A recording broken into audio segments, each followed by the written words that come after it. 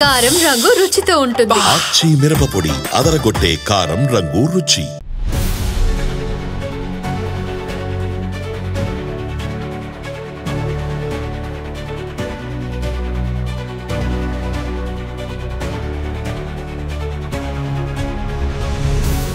Hi viewers, welcome to ఆదన్ మరొకడం. నేను మీ ప్రసాద్. ఉండవల్లి మేధావితనం మామూలుగా లేదుగా. విషయం ఏంటి అంటే, ఉండవల్లి అరుణ్ కుమార్ తెలుసు కదండి, మాజీ ఎంపీ. ఆయన ప్రస్తుతం రాజకీయాల్లో యాక్టివ్గా లేరు, కానీ అప్పుడప్పుడు వచ్చి ప్రెస్ మీట్లు పెడతా ఉంటారు.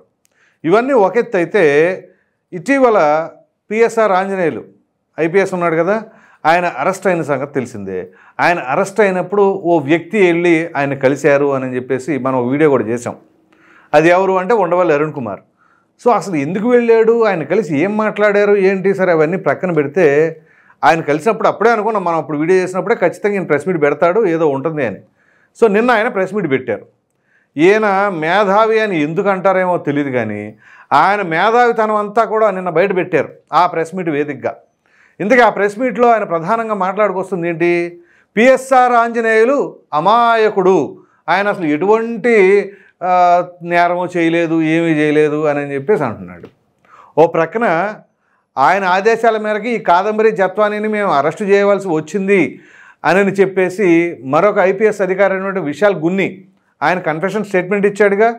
అంతెందుకు, సీఎంఓ ఆఫీస్ నుంచి ఈ ఆదేశాలు జారీ అయినాయి, ఆయన అక్కడికే పిలిపించారు అని చెప్పేసి అక్కడ ఫోన్ సిగ్నల్స్, కాల్ లాక్స్ ద్వారానే కదా ఇవన్నీ బయటపెట్టింది.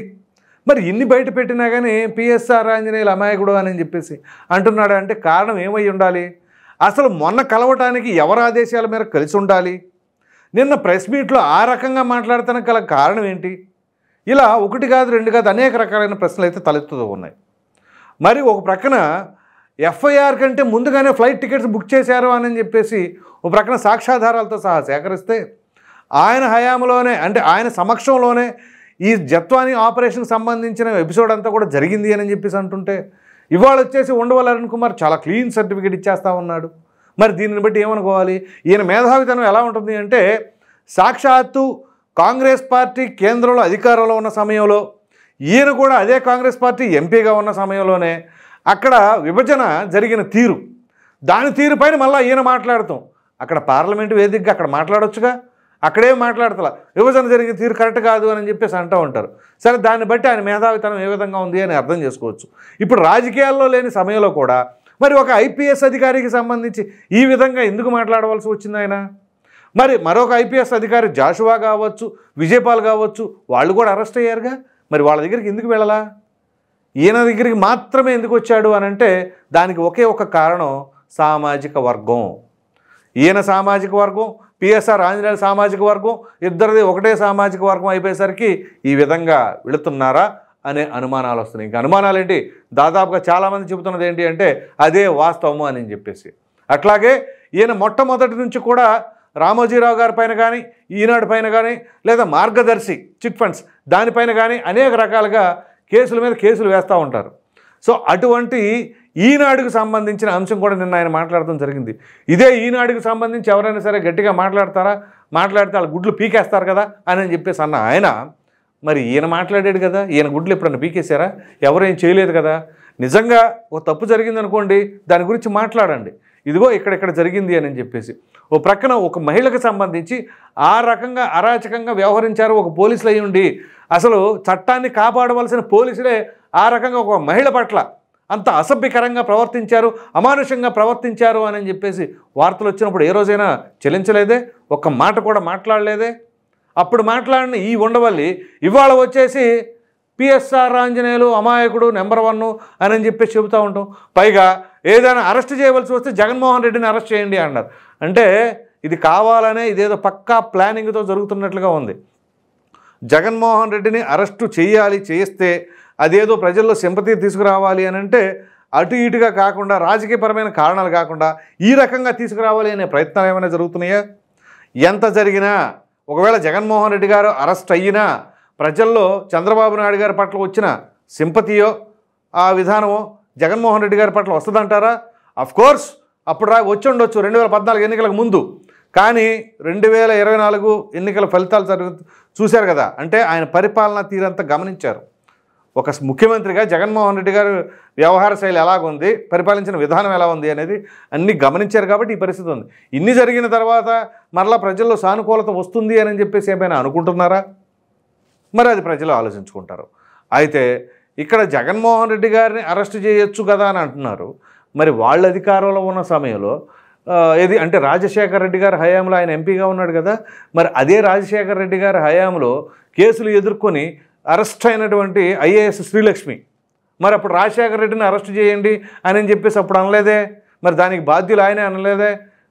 మరి రాజశేఖర రెడ్డి గారి మరణానంతరం జరిగింది, పోనీ దీని కారకులు రాజశేఖర రెడ్డి గారు కాబట్టి ఆ పార్టీ పెద్దలు ఎవరెవరైతే అప్పుడు సమక్షంలో ఉన్నారో వాళ్ళందరిని అరెస్ట్ చేయలేదని ఎప్పుడు మాట్లాడలేదే. మరి ఇప్పుడు మాత్రం జగన్మోహన్ రెడ్డి గారిని అరెస్ట్ చేయండి అని అంటున్నారు. ఇలా ఉంటుందన్నమాట ఈయన యొక్క మాటలు, ఈయన మేధావితనం. ఇప్పటివరకు బయటకు రాని వ్యక్తి ఆల్ ఆఫ్ ఏ సడన్ ఇప్పుడు ఎందుకు రావాల్సి వచ్చింది?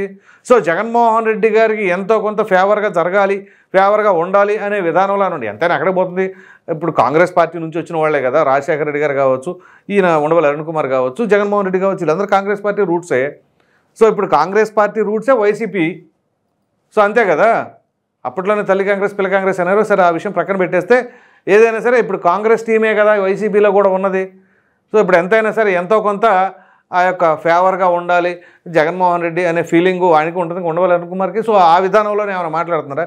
ఇక తప్పులు ఒప్పులు ఏముండో, డీజీపీ స్థాయి వ్యక్తిని అరెస్ట్ చేస్తారా అని అంట. డీజీపీ స్థాయి వ్యక్తిని అరెస్ట్ చేయకూడదు అని అంటే డీజీపీ స్థాయి వ్యక్తులు తప్పు చేయకూడదు. మరి తప్పు చేస్తే ఎవరైనా ఒకటే కదా, ఆ చిన్న లాజిక్ ఎలా మర్చిపోయాడు ఈ మేధావి?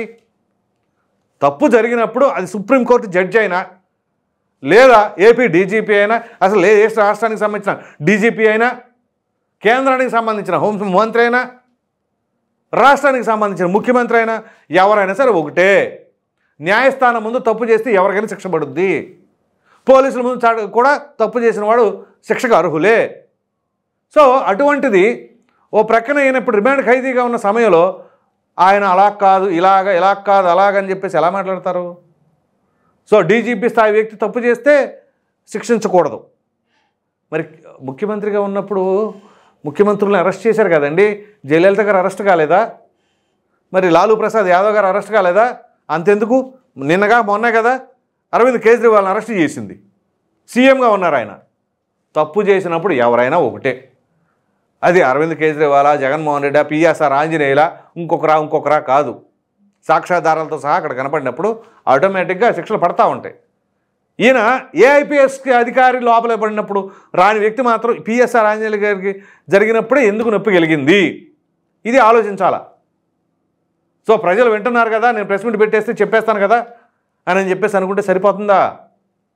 కాబట్టి ఆ మేధావితనం ఏంటి అనేది ముందు ప్రజలు అన్నీ గమనిస్తారు. ఒకప్పుడు ప్రజలు వేరు, ఇప్పుడు ప్రజలు వేరు.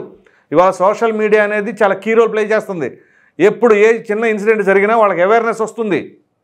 అప్పట్లో లాగా సోషల్ మీడియా లేనప్పుడు ఏంటి అంటే టీవీలో చూసినట్లు, లేకపోతే పేపర్లో తెల్లారి చదువుకోవాలి. ఇప్పుడు ఆ పరిస్థితులు లేవు. ఇమ్మీడియట్గా ప్రెస్ మీట్ పెడితే అసలు ఏం చేశారు, ఏం జరిగింది, ఏంటి అన్ని విషయాలు చర్చిస్తారు. కాబట్టి ప్రజలని అమాయకులు, మన ఇష్టం వచ్చినట్టు మాట్లాడవచ్చు, ఏదైనా చెప్పేసి ఎవరైనా సమర్థించవచ్చు అనుకుంటే మాత్రం దాన్ని ఉపేక్షించరు. అది గుర్తుంచుకోండి. అది తప్పు చేసినప్పుడు ఎవరు తప్పు చేసినా తప్పుగానే పరిగణించాలా. అలా కాదు అని చెప్పేసి ఆయన నెంబర్ 1 అని చెప్పేసి అంటే మరి ఇదే ఏబి వెంకటేశ్వర ఆయన ఐపీఎస్ అధికారేగా. మరి ఆయనకి సంబంధించి ఏ రకంగా క్యాట్ సెంట్రల్ అడ్మినిస్ట్రేటివ్ ట్రిబ్యునల్ కూడా ఆయన్ని పోస్టింగ్ ఇవ్వండి అని చెప్పినా సరే రాష్ట్ర ప్రభుత్వం ఎక్కడా కూడా పట్టించుకోకుండా బేఖాతరు చేసిన సంగతి మర్చిపోయారా? అప్పుడు ఏమైపోయారు? మరి మీ మేధావితనం అప్పుడెప్పుడు చెప్పలేదే. పోనీ ఏబి వెంకటేశ్వరరావు అంటే కొంచెం తెలుగుదేశం పార్టీకి అనుకూలంగా ఉంటారు అనే భావన అప్పట్లో ఉన్నారు, సరే అది అనుకుందాం. మరి ఇప్పుడు ఆ విజయపాల్ లాంటి వాళ్ళు, జాషువా లాంటి వాళ్ళు, వాళ్ళు లోపలేసిన వాళ్ళు వైసీపీ వాళ్ళేగా, వాళ్ళ గురించి ఎందుకు మాట్లాడాలా? వాళ్ళు దళితులేనా?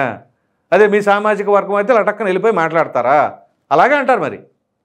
కాబట్టి ఈ విధమైన వ్యవహార శైలితో ఉంటే ఆ మేధావితనం ఏంటి అనేది ప్రజల ముందు సుస్పష్టమవుతుంది. మీరు గతంలో మాట్లాడిన అన్నీ కూడా గమనించి ఓహో ఇది ఉండవల్లి కాదు మరొక వల్లి అని చెప్పేసి అనుకుంటారు. కాబట్టి ఎప్పటికైనా సరే మాజీ ఎంపీ బాధ్యత ఉంటుంది సమాజం పట్ల. బాధ్యతాయుతంగా మాట్లాడాలి, కానీ బాధ్యతారహితంగా వ్యవహరిస్తే మాత్రం ఖచ్చితంగా ఉపేక్షించరు. ఇది మాత్రం గుర్తుంచుకోవాలి, అది ఎవరైనా కానీ. ఇది మొత్తానికి పరిస్థితి. ఈ వీడియో కనుక మీకు నచ్చినట్లు లైక్ చేయండి, షేర్ చేయండి. అదేవిధంగా ఉండవల్లి మేధావితనం మామూలుగా లేదు, కానీ మనం ఇప్పుడు ఏదైతే విశ్లేషించుకున్న దానిపైన మీ అభిప్రాయాన్ని కామెంట్ సెక్షన్లో తప్పకుండా తెలియజేయండి. Thank you.